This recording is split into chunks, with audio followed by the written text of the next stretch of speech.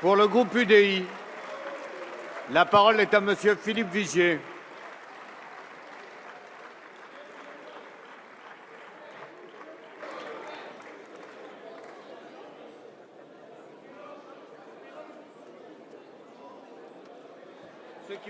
Pardon, une seconde, Monsieur Vigier. Ceux qui veulent sortir sortent rapidement avant que Monsieur Vigier n'entame son intervention, s'il vous plaît.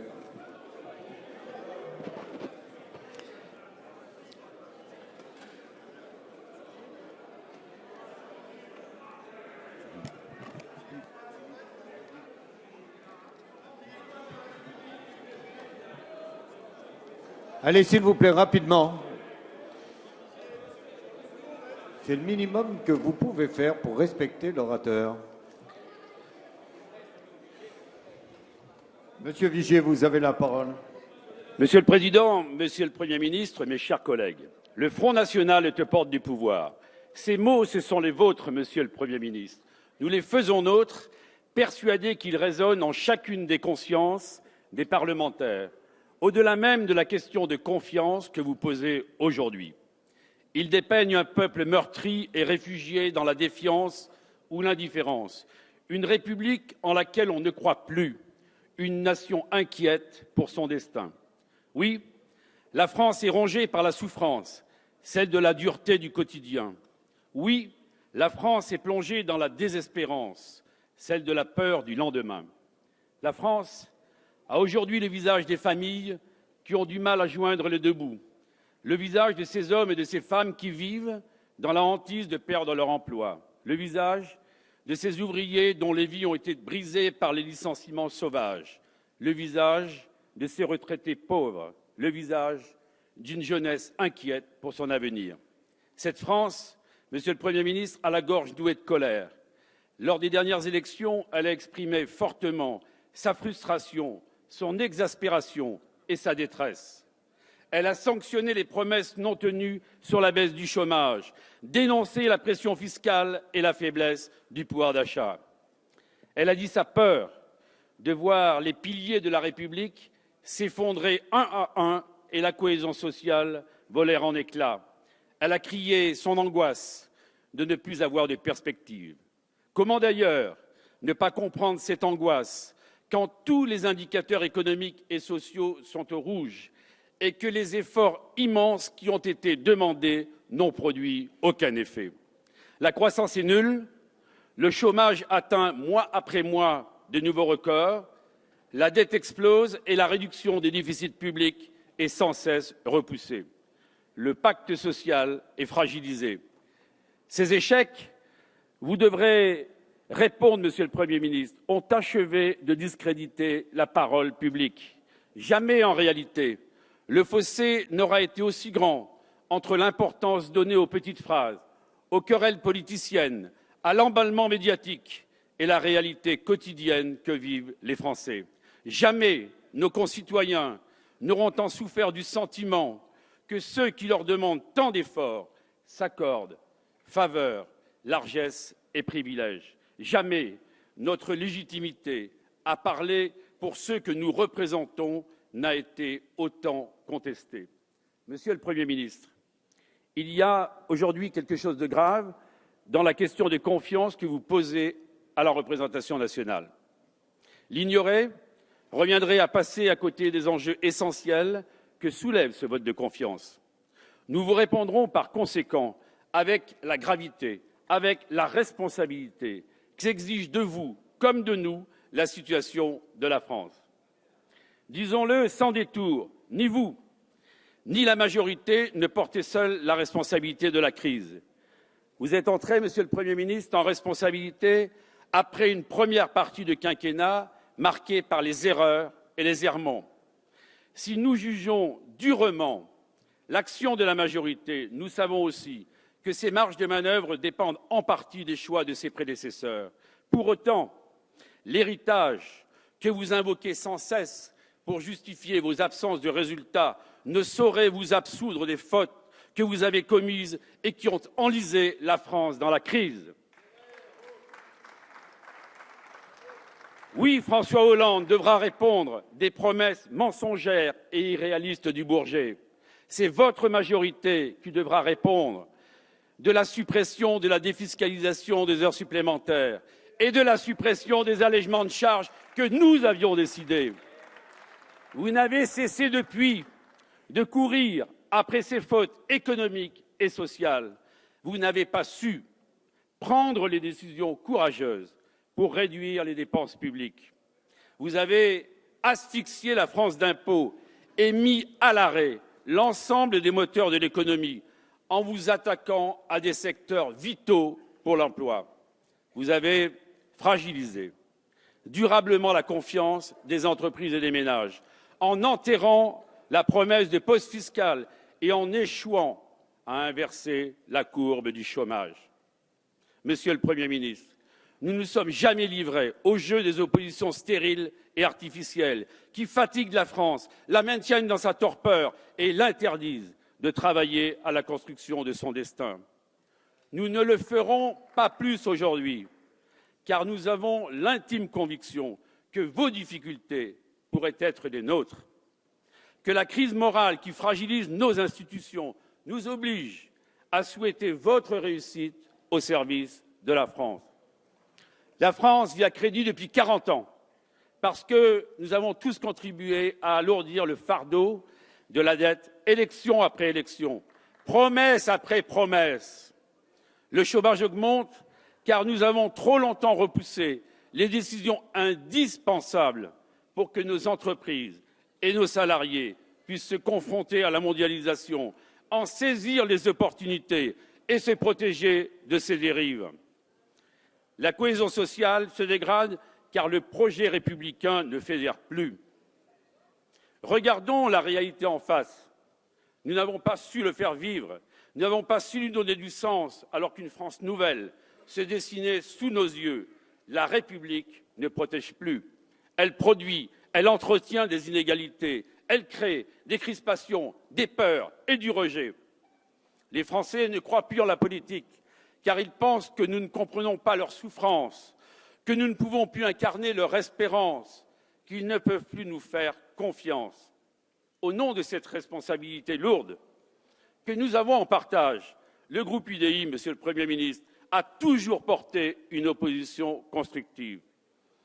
Le 3 juillet 2012, en réponse aux dictures de politique générale de votre prédécesseur, Jean-Louis Borloo, avait énoncé que notre groupe serait la vigie lucide, indépendante et exigeante de cette législature. Jamais depuis, nous n'avons manqué à cette triple exigence. Nous avons dénoncé avec force les fautes, les erreurs, les errements commis par votre majorité. Nous vous avons alerté sans relâche sur les graves conséquences de décisions idéologiques. Nous avons également soutenu certains projets de loi, aussi imparfaits soient-ils, lorsqu'ils allaient dans le sens de l'intérêt supérieur du pays. Nous nous sommes enfin toujours employés à formuler des propositions constructives pour sortir de la crise. Monsieur le Premier ministre, vous promettiez ici même, le 8 avril 2014, vérité, efficacité et confiance. Ces principes, Monsieur le Premier ministre, sont restés lettre morte.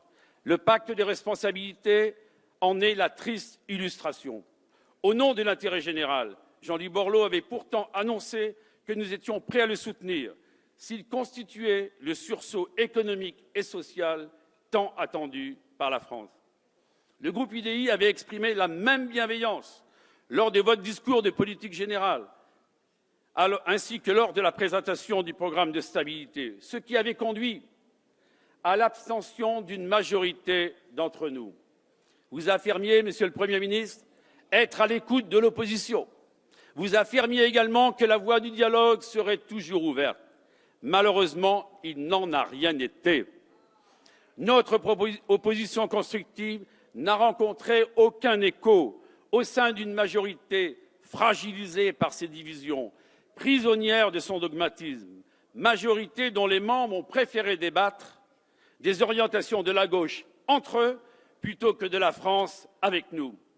Vous avez refusé d'amplifier les baisses des charges, vous avez refusé d'accélérer leur entrée en vigueur comme nous le proposions. Annoncé le 31 décembre 2013, ce pacte des responsabilités ne verra pas le jour avant le 1er janvier 2015. Une année de plus, la troisième du quinquennat, aura été perdue dans la bataille de l'emploi.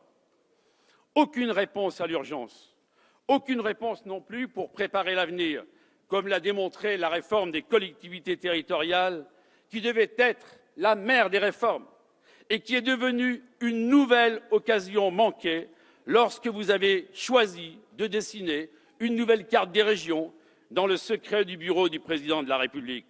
Je ne parle même pas des départements, confortés à Tulle le 19 janvier, supprimés par vous-même le 8 avril, réhabilités un mois plus tard. On a appris tout à l'heure 3 propositions, on se croirait chez Darty.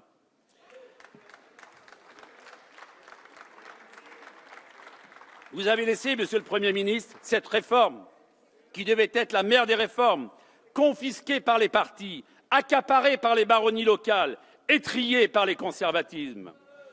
Et vous avez fragilisé la justice sociale en gelant les prestations et en vous attaquant une nouvelle fois aux petites retraites, en annonçant leur non-revalorisation au 1er octobre.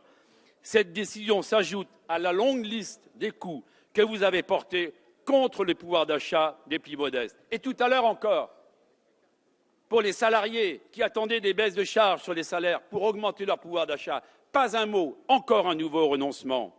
Oui, Monsieur le Premier ministre, faute de courage, faute de majorité, vous n'avez pas su tenir les engagements du 8 avril 2014.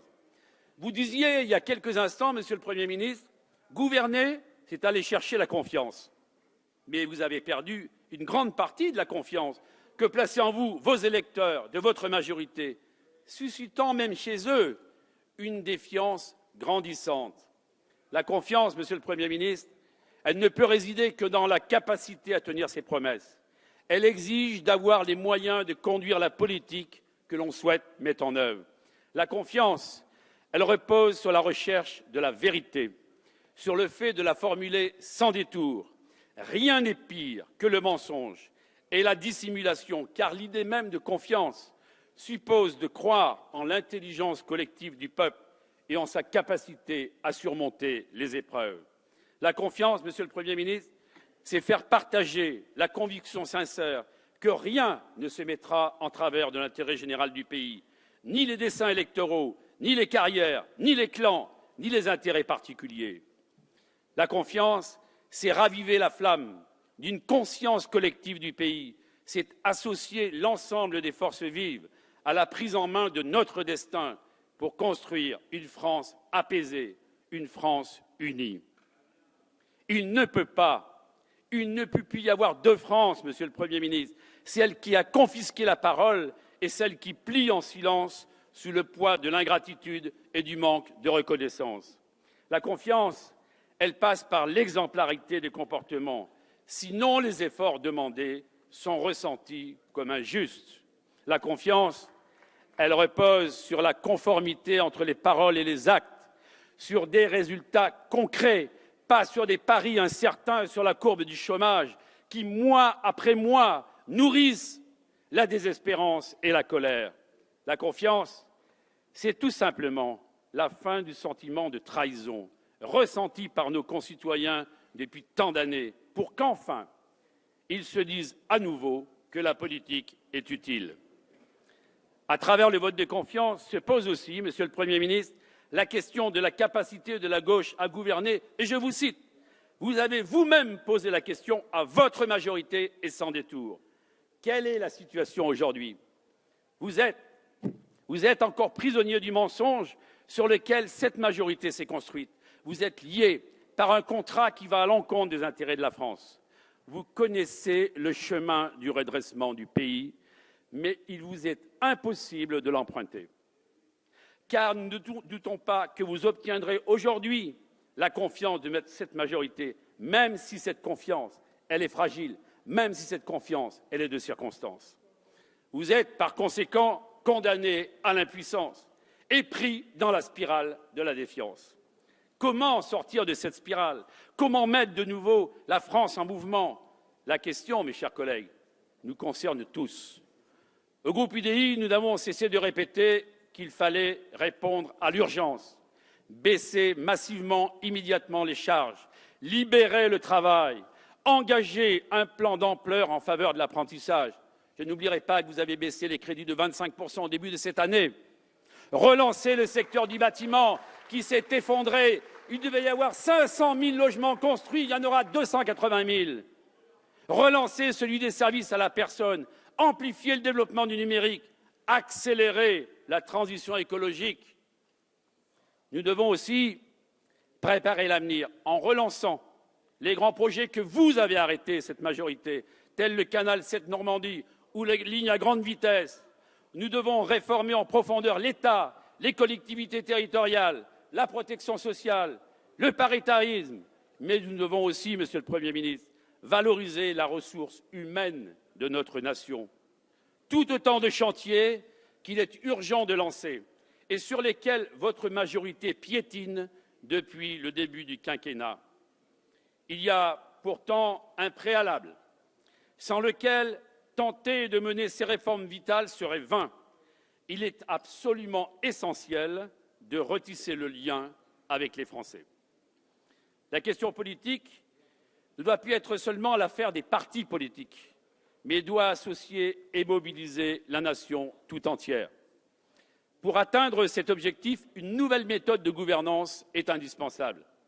Elle doit reposer sur un discours de vérité, par lequel nous fédérerons les énergies plutôt que de les opposer. Monsieur le Premier ministre, vous avez dit « j'aime les entreprises ». Eh bien, nous aurions préféré entendre que vous aimez les entreprises, mais aussi les salariés, car leurs intérêts se confondent dans la bataille pour l'emploi et le pouvoir d'achat. Je vous ai cité. Au groupe UDI, Monsieur le Premier ministre, nous privilégions le dialogue social, s'il vous plaît. la consultation en amont, afin de tirer profit des expériences, des expertises, plutôt que la production à la hâte, sous le coup de l'émotion, de mesures bancales et imparfaites. Nous nous appuierons sur l'écoute, le compromis, le rassemblement le plus large possible, en dépassant les considérations partisanes et corporatistes, pour engager les transformations profondes et en faire des mutations irréversibles. Nous encouragerons l'expérimentation territoriale et sectorielle, l'échange des bonnes pratiques et préférerons le contrôle et l'évaluation à la multiplication des normes et des contraintes qui paralysent les initiatives. En un mot, nous libérerons les énergies. Nous devons également redonner du sens à nos institutions qui sont coupées des réalités quotidiennes des Français. Instaurer une part de proportionnelle aux initiatives, revaloriser le rôle du Parlement, vivifier la démocratie et les libertés locales et faire enfin de la République exemplaire une réalité. Ce sont les priorités que le groupe UDI défend. Monsieur le Premier ministre, autour de nous, en Europe, certains pays se sont engagés sur la voie du redressement et obtiennent des résultats. Je pense à l'Italie, au Portugal, à l'Espagne, à l'Angleterre ou encore à l'Allemagne. Parce qu'ils ont pu s'appuyer sur un gouvernement de large rassemblement, seul capable de porter des réformes profondes. Ce chemin est possible dans notre pays.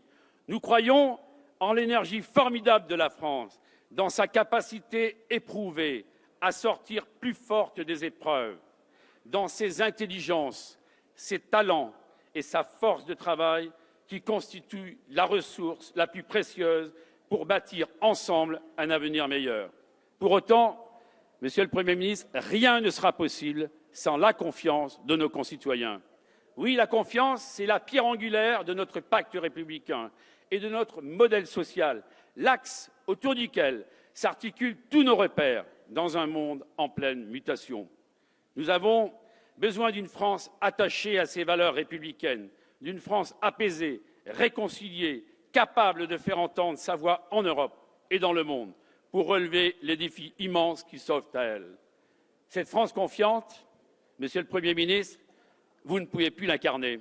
Ce défi historique, vous n'êtes pas en capacité de le relever. Vous ne disposez pas aujourd'hui des moyens nécessaires pour conduire cette mission au service de la France. Dans ces conditions, le groupe UDI ne vous accordera pas sa confiance. Merci, Monsieur Vigier.